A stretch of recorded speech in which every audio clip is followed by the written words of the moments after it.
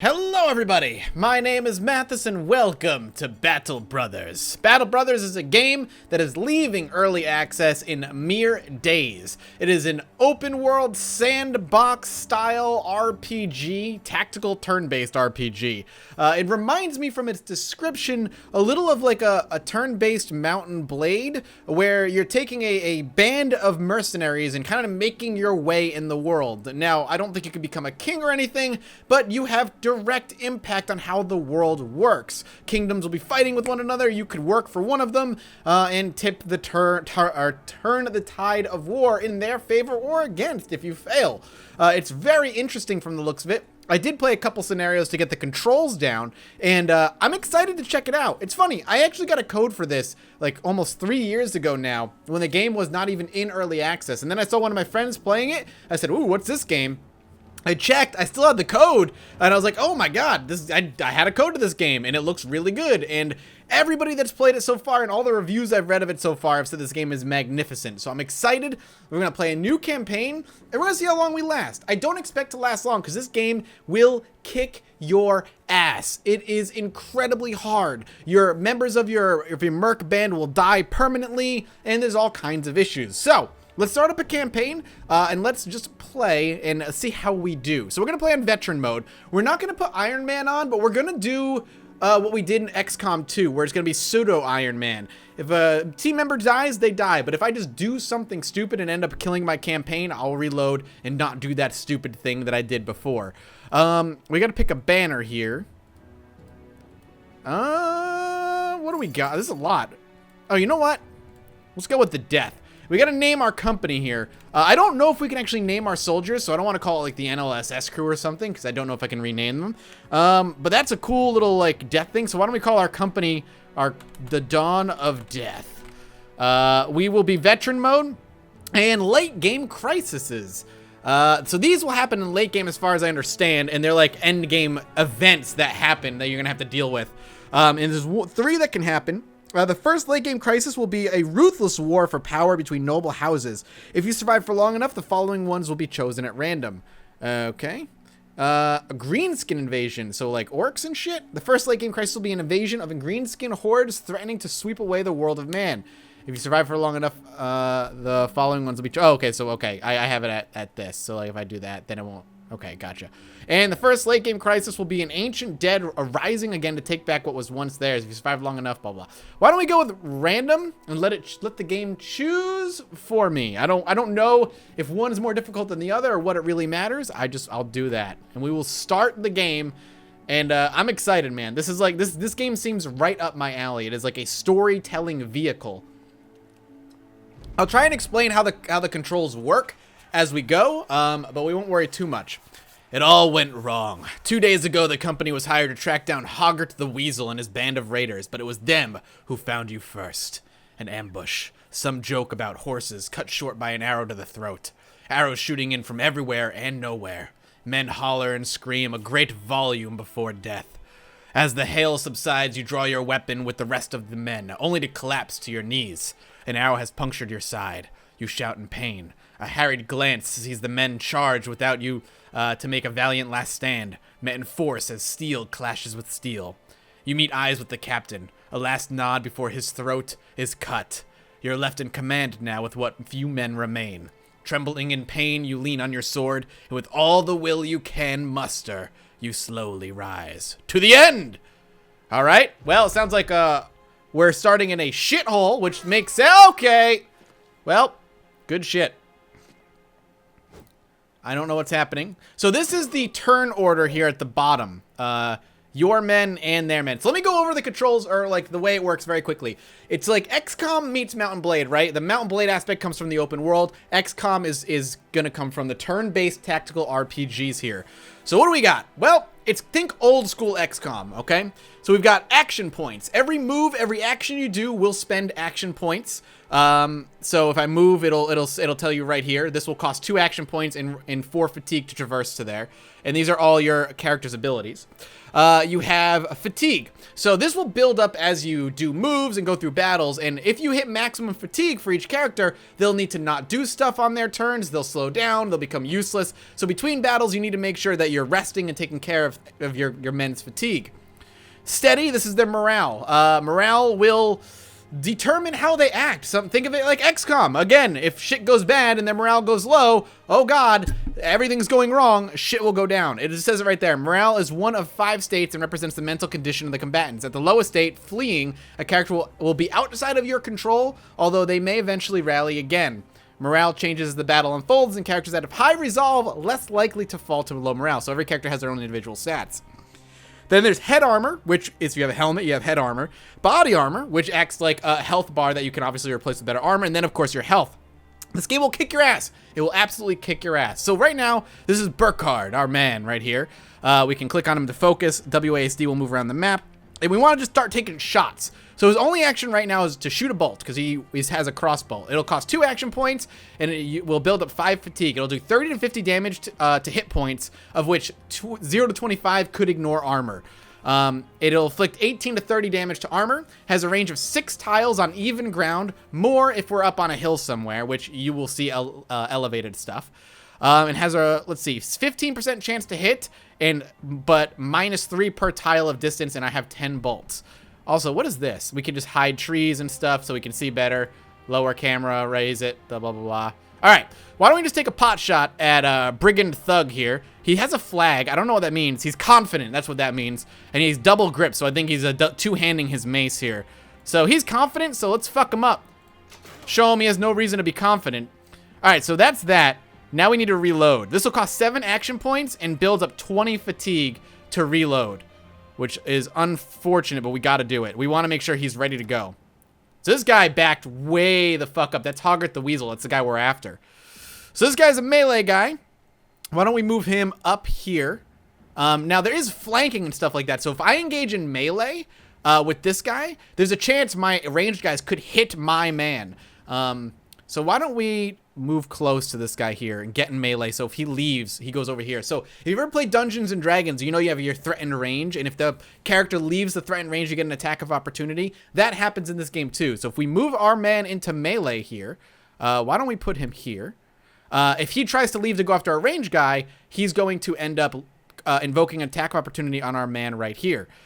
And we also get close enough to get this guy here. So we've got a thrust, which will use 4 AP and 10 action. It'll do some damage and has 20% chance to hit. We have Spear Wall, which is immediately attack an opponent that attempts to move into melee. So it's like Overwatch in a way from XCOM. We've got Knockback, which will knock the guy away. And we've got Shield Wall, which will give us, it costs a lot of fatigue, but it grants us 15 melee defense for a turn, 15 range defense for a turn, and grants an additional 5 defense against all attacks for each ally adjacent, also using Shield Wall. So we have all kinds of people using Shield Wall. We can just become unkillable. But why don't we just go ahead and use a thrust on this guy? And he died. And we saw this guy lose. He's wavering now. He lost morale from seeing his friend die in front of his very eyes. So with that in mind, let's move our man up here into melee range. And then what we're going to do is we're going to end this turn. So this is going really well. As you can see, his first hit actually hit our body armor. So it didn't take from our actual health. And Hoggart the Weasel is just, he's running. So Bogart, as you can see, there's a little arrow with a shield there. I'm actually going to wait turn here because I don't want to necessarily hit my own man. I don't think we need to worry about firing a shot right now necessarily. So why don't we go here and we'll take a slash. Is this guy like he's breaking? He's like horrified because he's surrounded right now. So I got an 85% chance to hit because I have thrust and he's surrounded. So we're gonna take a smack on him. Now we've got 2 moves here. Split Man, a slow overhead attack performed with full force to split a target in 2 from top to bottom. Has enough force that it always hits both head and body for additional damage. But it's a lot of action points and a lot of fatigue, but it does a ton of damage.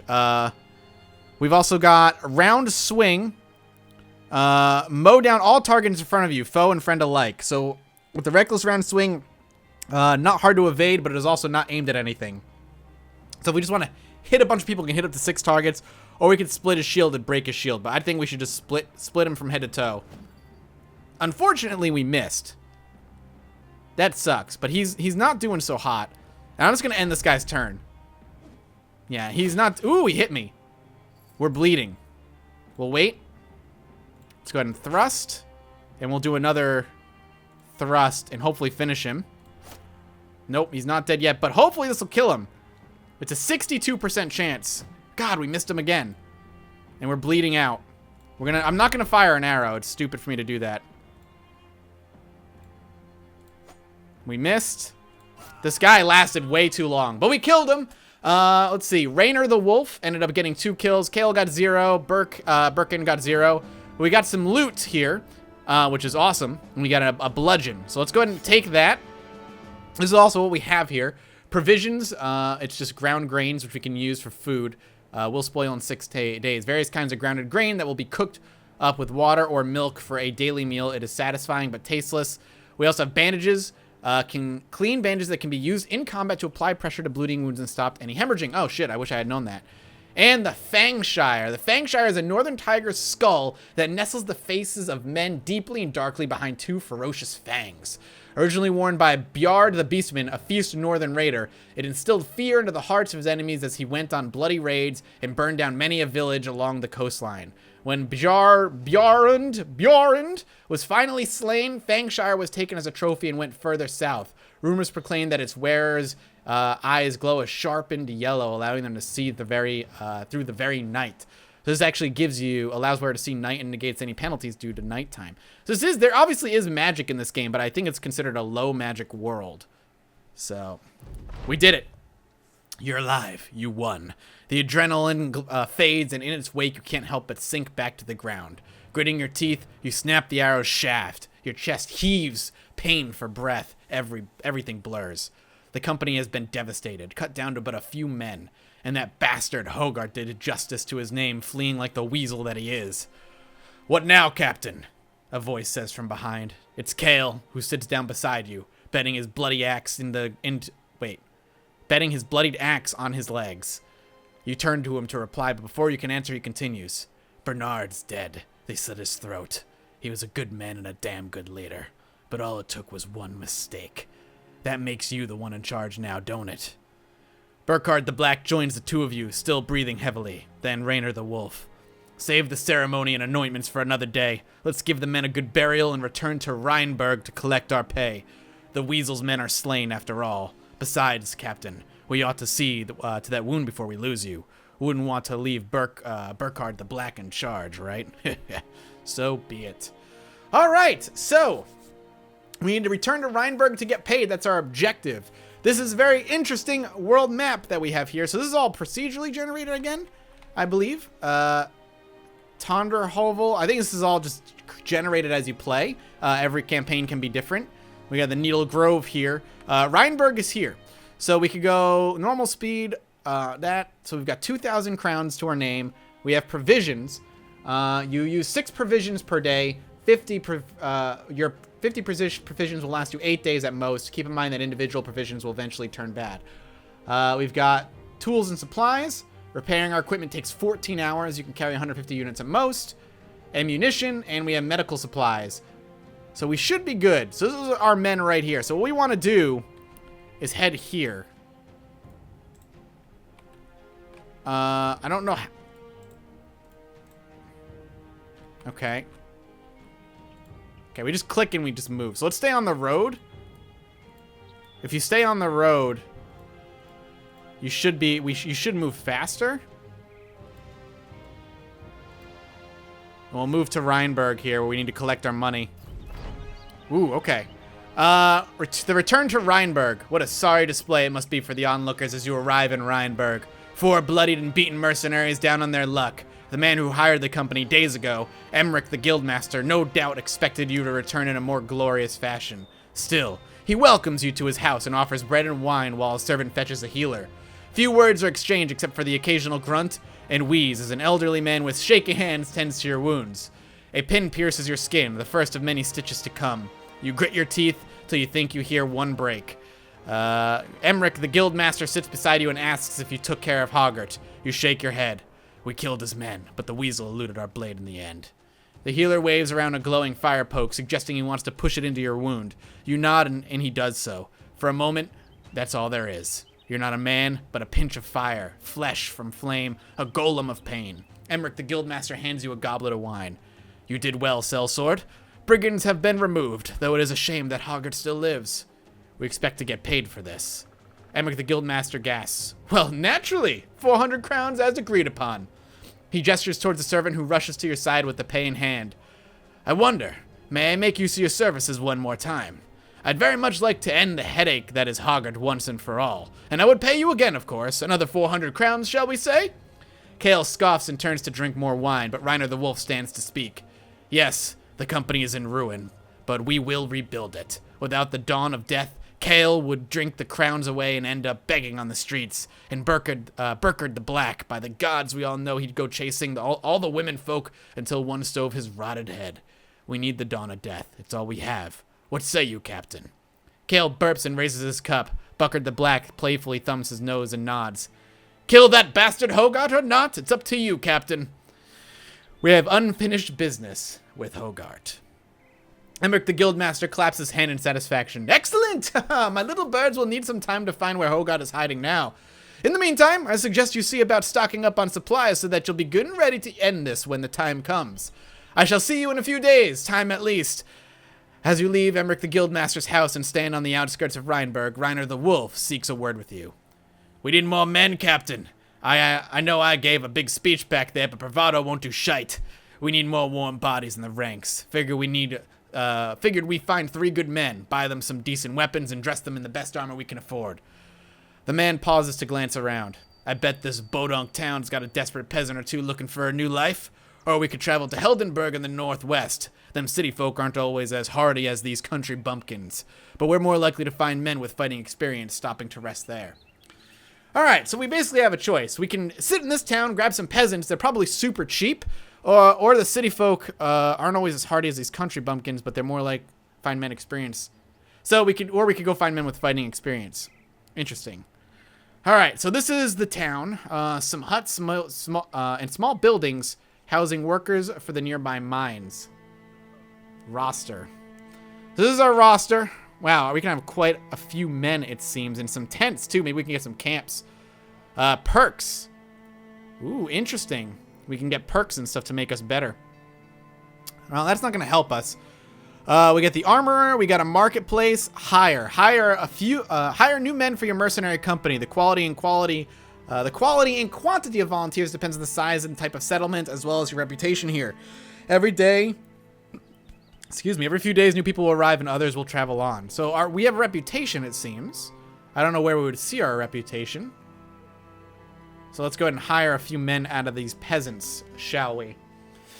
So we've got quite a few men here to hire, it seems. Well, maybe not so many. We've got 1, 2, 3, 4, 5 we can choose from. We want about 3. We have to give them a chunk up front and then obviously pick up some money every single day. And I'm curious if they have certain aspects to them. So this guy is a background farmhand. Farmhands are used for hard physical labor, so I'm guessing I'll have more health or something.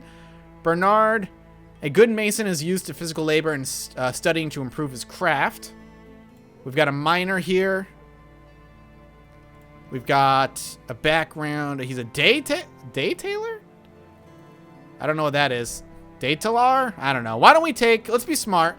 How about we grab... Leinard is interesting because he's expensive, so that tells me he's probably good.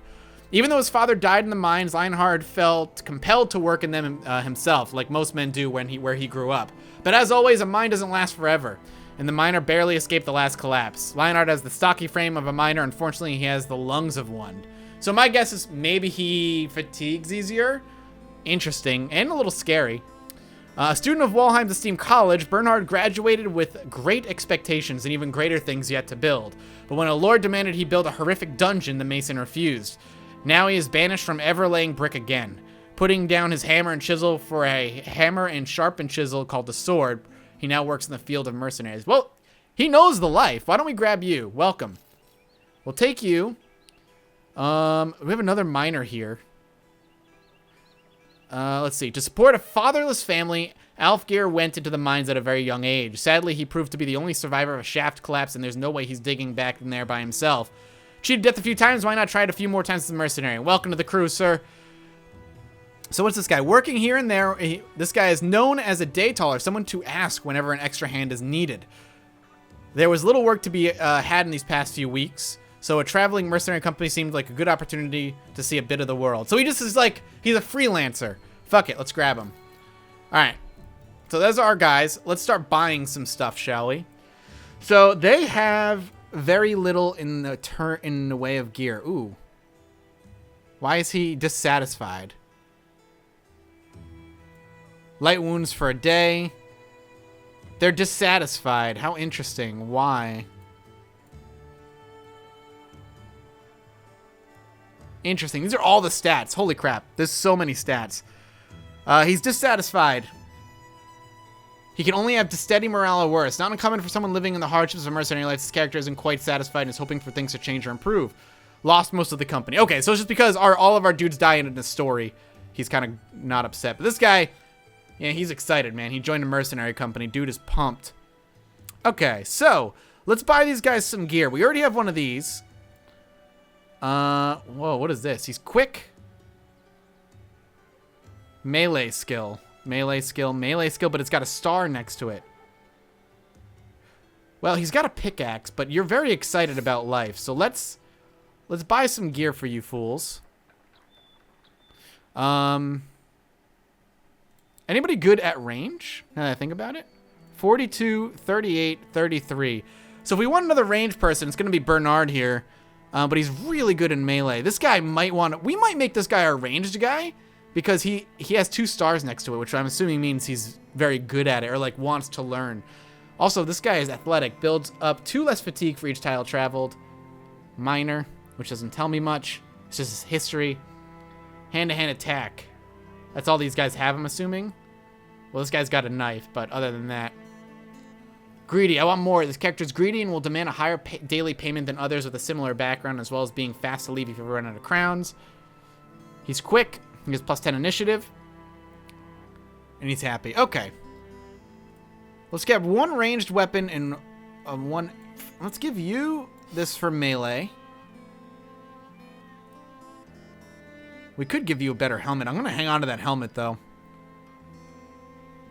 So we want one ranged weapon if we can grab one. Let's grab this. Do we need to buy arrows? Bundle of javelins.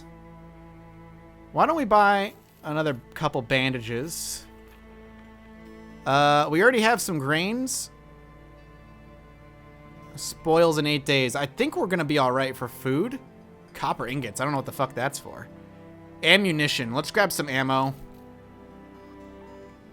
It's just like, it's everything. And we want one more melee. So why don't we grab another... Who has a shield in our group? This guy's using a 2-handed axe. Why don't we grab another shielded bro? So we'll grab a shield. And we'll grab, what's this? Hooked blade. Oh, it's a pole arm. Crude axe, pickaxe, bludgeon.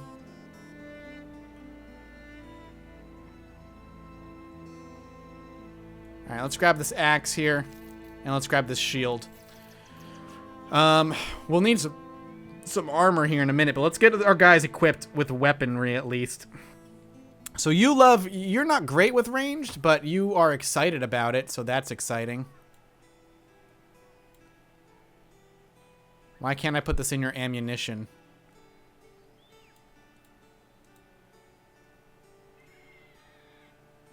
Used automatically to refill your quiver after battle.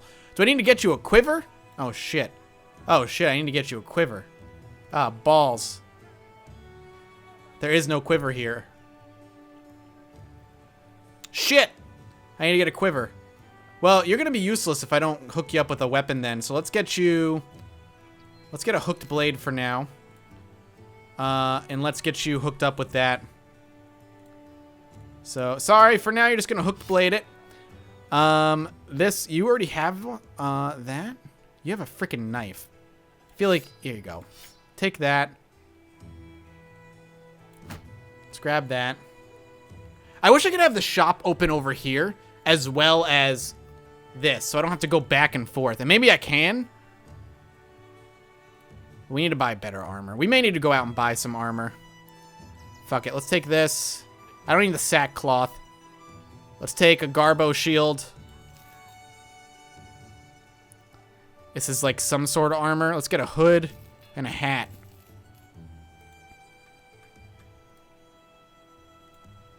So you have this, which gives you 10.